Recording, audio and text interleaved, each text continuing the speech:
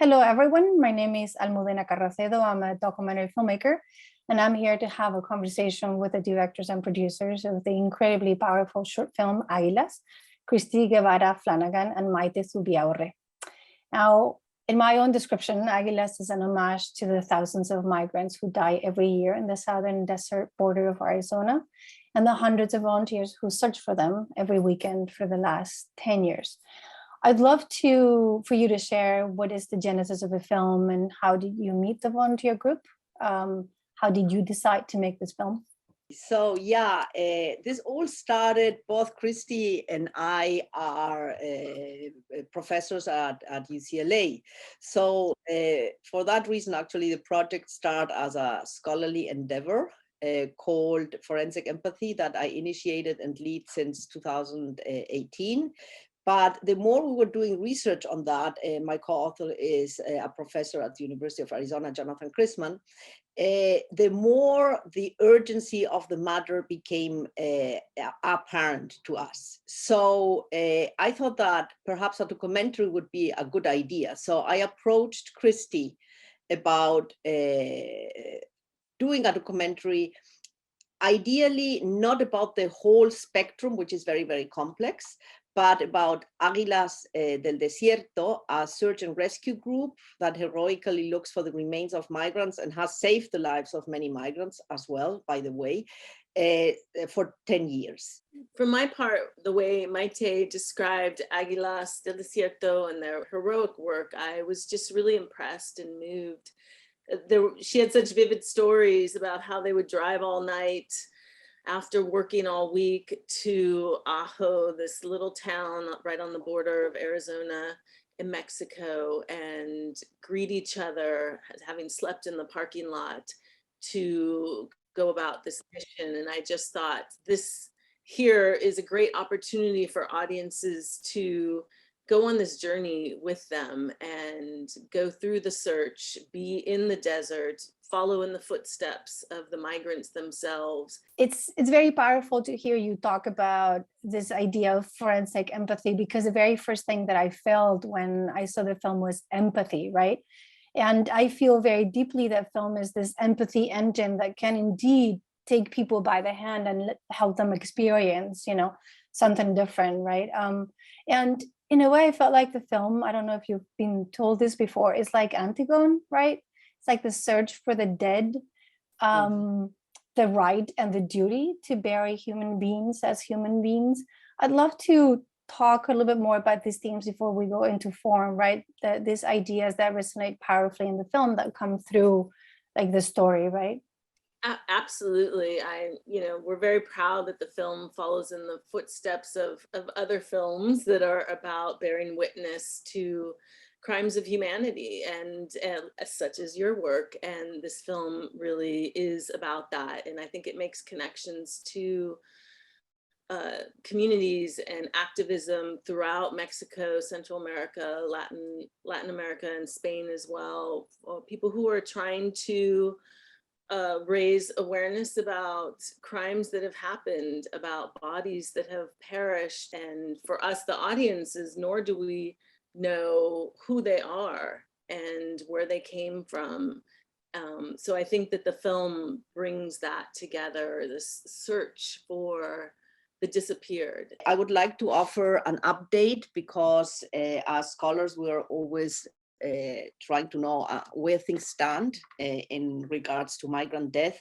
At this point, just at the southern Arizona border and the Arizona desert, 3,816 bodies have been recovered. But as our documentary actually states, it is estimated that out of everybody, each body found, there are other 5 that the desert will never give back.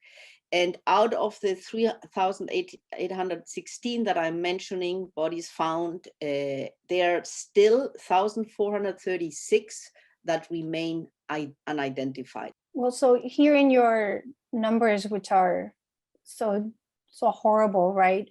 You can think of that there's a huge mass grave in the US soil right now. Do you think the public at large in the US is aware of this tragedy? I have heard that when people just watching our film are not aware of this at all.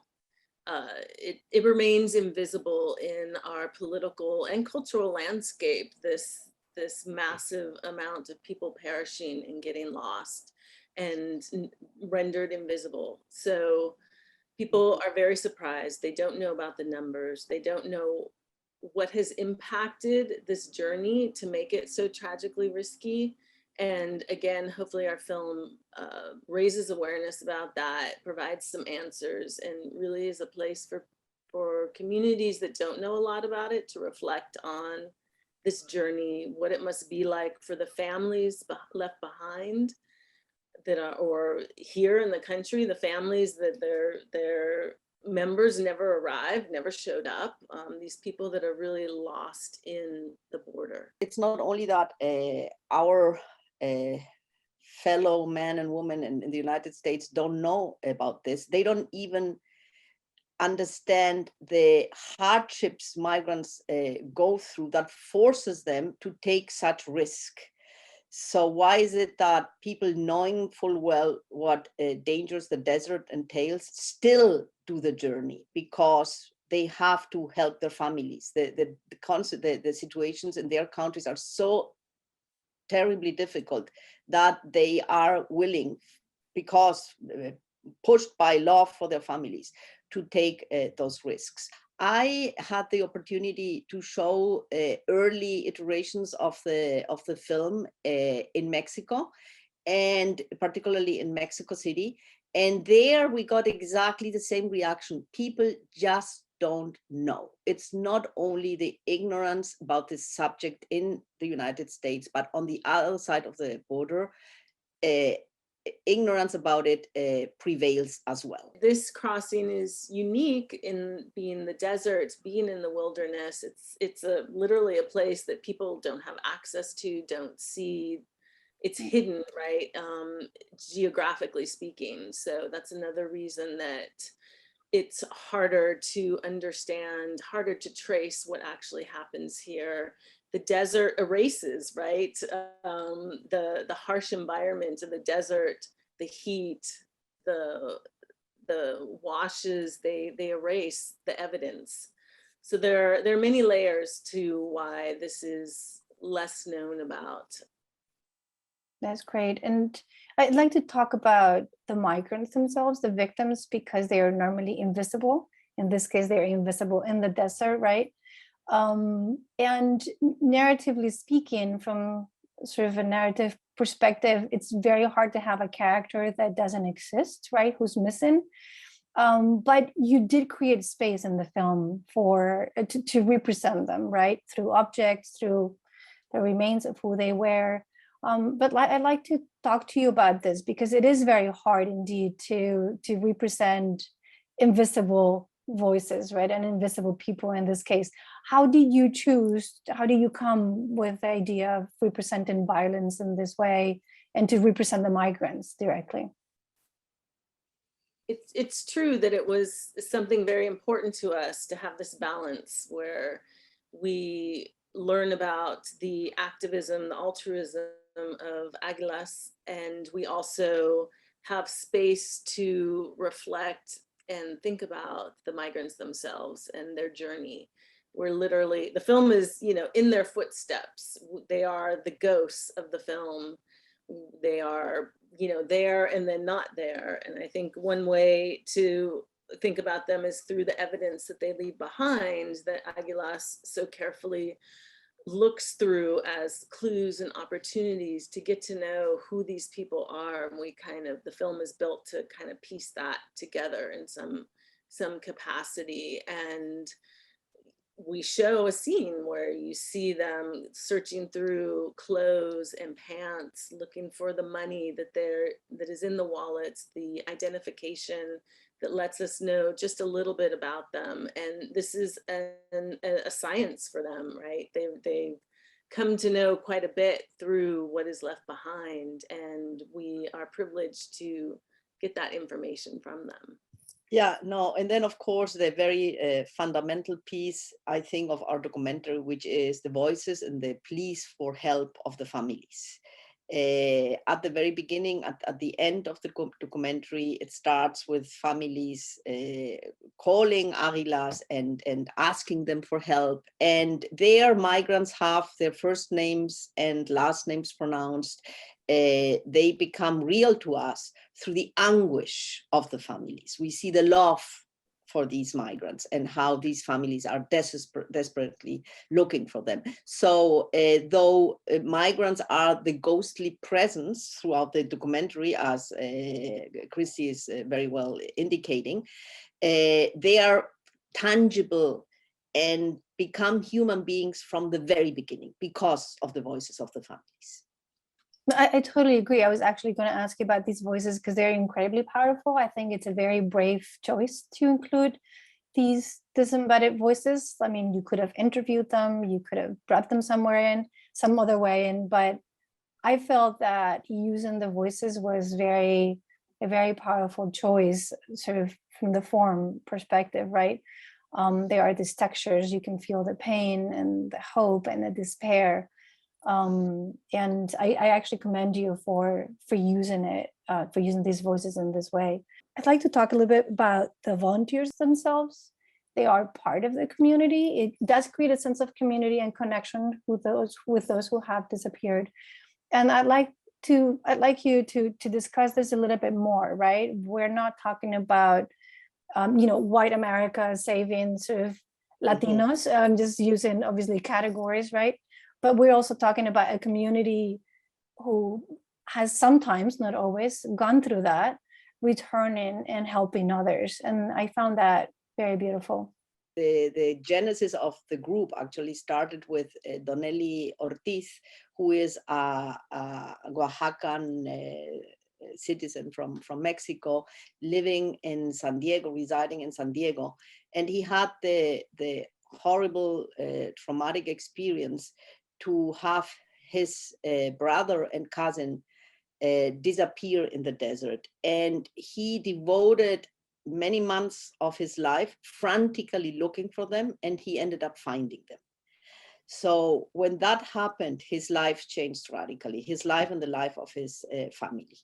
And he decided to create a group that would devote their life and so much of their so-called free time, because these are all construction workers, gardeners, domestic workers who work very hard to look for the migrants. And the sense of deep-seated community that I witness every time I go out with them, and that Kristy had also the privilege, as I did, to witness, goes back actually to their Mexican roots, because being actually the two presidents are Donelli and his wife Marisela are from Oaxaca. And Oaxaca has this strong-seated community sense that goes back to the indigenous roots that is called tequio. So you're basically trained into serving the community. And Oaxacans honor that deeply, rural communities, indigenous rural communities in Oaxaca. So that richness, Donelli and Marisela brought to the United States and is now flourishing beautifully in Águilas del Desierto. That's so great. I wanted to actually come back to this idea that you just mentioned as a filmmaker, right? When you find something so powerful, there is a sense of responsibility as a filmmaker, right? That the story has been entrusted to you in a way, and that you need to do right by the cause. And this it's a blessing on one hand, like you're honored, but on the other it's a very hard thing to carry through, right? To honor their story. So I'd like to find out, if you want to share what were your challenges in making the film. How long did it take to achieve your vision? Because we know films are very hard to make for this to work, right? And how were you transformed by the experience? It's interesting because when I had less familiarity with Águilas when we began filming, Maite just told me the stories of what they did and how they operated in their missions. And then we just went on our first film shoot and our first journey with them, and had a very small crew, and were, basically volunteers as well, but with a camera.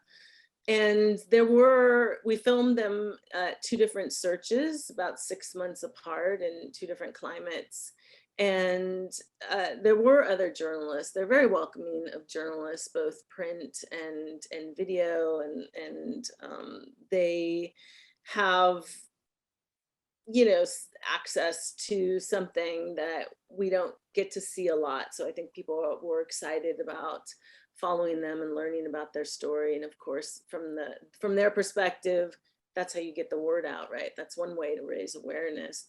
But it was very important to distinguish our film from these other kinds of, you know, sort of parachute type journalistic endeavors where you just drop in or you send a photographer and they gather what they can and then you go back and edit it.